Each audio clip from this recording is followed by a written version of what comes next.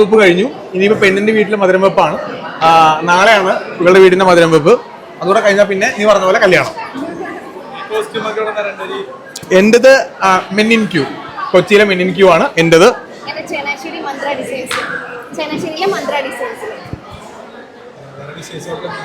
വിശേഷം ഇനിയിപ്പോ ഇപ്പൊ കടന്നാലുള്ള ഏറ്റവും വലിയ വിശേഷം.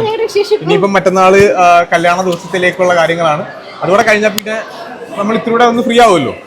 ഇപ്പൊ എല്ലാ ദിവസമായിട്ട് ഇങ്ങനെ ഓരോരോ കാര്യങ്ങളായിട്ട് ഓട്ടത്തിലല്ലേ. അപ്പൊ അതിൻ്റെതായിട്ടുള്ള ക്ഷീണവും നമുക്കുണ്ട്. ഇനി കല്യാണത്തിന് വേണ്ടി വെയിറ്റിംഗ് ആണ്. കല്യാണം കഴിയുമ്പോഴത്തേക്കും സ്വസ്ഥം, സമാധാനം, അങ്ങനെ ഇനി അങ്ങനെ പച്ച ലെൻസ് ലെൻസാണ്. അതെ അതെ അതെ. വേറെ എന്താ ചോദിച്ചോ? 6 വർഷം. അതായത് ഇപ്പൊ 6 ആയിട്ടില്ല. 2025 മെയ് 28 ആകുമ്പോഴത്തേക്ക് 6 വർഷമാവും. അങ്ങനെ ലിനുവിന്റെ ഫുൾ ക്വാളിറ്റി, മൊത്തം ക്വാളിറ്റി ആയിരുന്നു. അതുകൊണ്ട് ഏത് ക്വാളിറ്റിയാണ് ഞാൻ പറയേണ്ടതെന്നുള്ളത്. ഏറ്റവും മെയിൻ ആയിട്ടെന്ന് പറഞ്ഞു കഴിഞ്ഞാൽ എന്നെ സഹിച്ചിരിക്കുക എന്ന് പറയുന്ന വലിയ കാര്യമാണല്ലോ. അപ്പൊ അത് വലിയൊരു ക്വാളിറ്റി അല്ലേ. ഞാൻ ഇന്ന് പല സ്ഥലത്ത് ഞാൻ പറയുന്നുണ്ട്. സീരിയസ് പറയാനാണെന്നുണ്ടെങ്കിൽ എന്റെ എല്ലാ വിജയത്തിന്റെയും ബാക്ക് ബോൺ എന്ന് പറയുന്നത് ലിനു ആണ്. അത് തന്നെയാണ് ഏറ്റവും വലിയ ലിനുവിന്റെ ക്വാളിറ്റി ആയിട്ട് ഞാൻ കണക്കാക്കുന്നത്. കേട്ടില്ല ഇനി പട്ടായ ഞാൻ സായി കൂടെ പോകും. സായിയേ ഞാൻ കല്യാണം കഴിഞ്ഞിട്ട് ഞങ്ങള് ആദ്യം കാശ്മീർ അല്ലേ, ആദ്യം കാശ്മീർ പോകുന്നുണ്ട്, പിന്നെ ബാലിയും പോകുന്നുണ്ട്. ഇപ്പൊ നമ്മൾ നിലവിലിപ്പോ അതാണ് ഇപ്പോഴത്തെ പ്ലാൻ. കല്യാണം കഴിഞ്ഞ് നമ്മൾ പട്ടായ പോകുന്ന ചോദിച്ചതാ.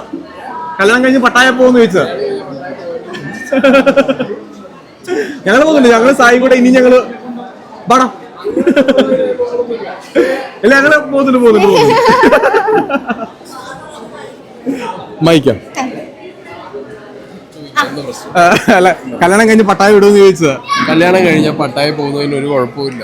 ഞങ്ങൾ പോയ അവിടെ കണ്ടതിൽ മേജർ ആയിട്ടുള്ള ആളുകൾ വരുന്നത് കല്യാണം കഴിഞ്ഞവരാണ്. കല്യാണം കഴിഞ്ഞു കഴിഞ്ഞാലാണ് അതിനൊരു വിഷമം മനസ്സിലാവുന്നത്. അതാണ് പട്ടായ നമുക്ക് സ്വർഗ്ഗമാവുന്നത്. അതെ അല്ല ഞങ്ങള് പട്ടായ പറഞ്ഞു വിട്ട് തന്നെ സ്നേഹയും ലിനും കൂടെ ലിനുവിന്റെ അടുത്ത് പ്രത്യേകം പറഞ്ഞു. അതായത് ഇവർക്ക് രണ്ടുപേർക്കും ഒരു രാജ്യം എങ്ങനെയാണ് എന്താന്ന് അറിയണമെന്നുണ്ടെങ്കിൽ ആദ്യം ഞങ്ങളെ പറഞ്ഞയക്കും. അങ്ങനെയാണ്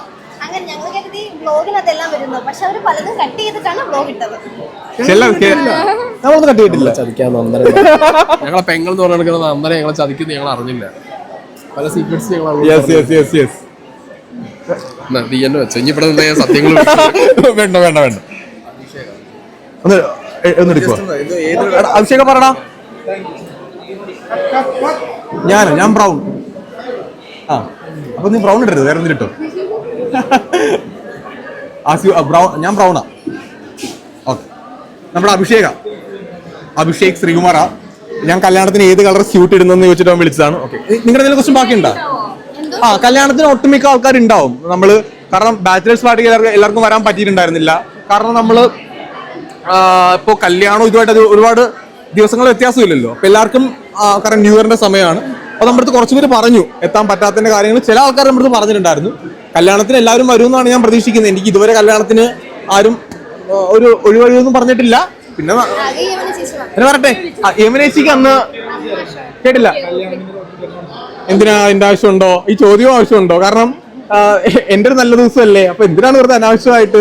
ഇല്ല, വിളിച്ചിട്ടില്ല. ഓപ്പണായിട്ട് തന്നെ പറയാം, വിളിച്ചിട്ടില്ല. ഞാനൊന്ന് പറഞ്ഞായിരുന്നല്ലോ. ഇല്ല, എന്റെ ആവശ്യമില്ലല്ലോ എനിക്ക്. കേട്ടില്ല. എടാ വളരെ സിമ്പിൾ ആയിട്ട് എന്റെ ഒരു നല്ല ദിവസമാണ്. എന്നാലും ഞാൻ ആൻസർ വളരെ സിമ്പിൾ അല്ലേ. എന്താ നമ്മള് അതൊരു എന്താ പറയണ്ടത്, അതൊരു ഡെഡ് എൻഡ് ആണ്. ആ ടോപ്പിക്ക് ഞാൻ ക്ലോസ് ചെയ്ത കാര്യമാണ്. പിന്നെ നീ ചോദിച്ചുകൊണ്ട് ഞാൻ മറുപടി പറയാം. അവിടെ വെച്ചാണോ അത് നമ്മൾ സംസാരിക്കേണ്ടത്? വളരെ സിമ്പിൾ അല്ലേ. ലോജിക് വെച്ച് കോമൺ സെൻസ് ചിന്തിച്ചാൽ മതിയല്ലോ. ഇത്രയും മീഡിയ ഒക്കെ വരുന്ന സ്ഥലത്താണോ നമ്മൾ അങ്ങനെ? അല്ല, നമുക്ക് പേഴ്സണലി പറയാൻ എത്രയോ സമയങ്ങളുണ്ട്. അപ്പൊ പിന്നെ അതുപോട്ടെ, ആ വിഷയം നമ്മൾ ഓൾറെഡി കഴിഞ്ഞ വിഷയമാണ്. ഇവിടെ നോക്കിക്കേ, ഇനി ആ വിഷയമില്ല. നമുക്കത് കുഴപ്പമില്ല. നമുക്ക് പുതിയ കാര്യങ്ങളില്ലേ. ഇപ്പൊ എന്റെ ഏറ്റവും ഒരു നല്ല ഡേ അല്ലേ ഇത്, അല്ലേ? അപ്പൊ നമുക്ക് ഒരുപാട് പുതിയ കാര്യങ്ങൾ ഇനി നമുക്ക് വിശേഷങ്ങളൊക്കെ പറയാനായിട്ട് ഉണ്ടാവും. ഇപ്പോ ദൈവാനുഗ്രഹിച്ച് നമ്മളിപ്പോ എല്ലാവരുടെയും സപ്പോർട്ട് കൊണ്ടാണ് ഇപ്പം ലാലേട്ടന്റെ അടുത്ത് ഞങ്ങൾ 2 തവണ ഞാൻ ശ്രമിച്ചു ലാലേട്ടനെ കണക്ട് ചെയ്യാനായിട്ട്. പക്ഷെ കല്യാണം കഴിഞ്ഞിട്ട് തീർച്ചയായിട്ടും ഞങ്ങളൊന്ന് നിന്ന് ബ്ലെസ്സിങ് വാങ്ങിക്കുന്നുണ്ട് ലാലേട്ടന്റെ അടുത്ത്. കാരണം ലാലേട്ടന്റെ നമുക്ക് 25-ാം തീയതി പടം റിലീസ് അല്ലായിരുന്നോ? അപ്പൊ ലാലേട്ടൻ ആ സമയത്ത് ഞാൻ കോൺടാക്ട് ചെയ്യാൻ ശ്രമിച്ചപ്പോഴത്തേക്കും പടത്തിന്റെ പ്രൊമോഷൻ കാര്യങ്ങളോട് ലാലേട്ടൻ എനിക്ക് അന്ന് കാണാൻ വേണ്ടി പറ്റിയില്ല. പിന്നെ 4-ാം തീയതി നമ്മുടെ കല്യാണത്തിന് അമ്മയുടെ ഫാമിലി മീറ്റ് ആണ്. അപ്പം അതിൻ്റെതായിട്ടുള്ള തിരക്കുകൾ അദ്ദേഹത്തിനുണ്ട്.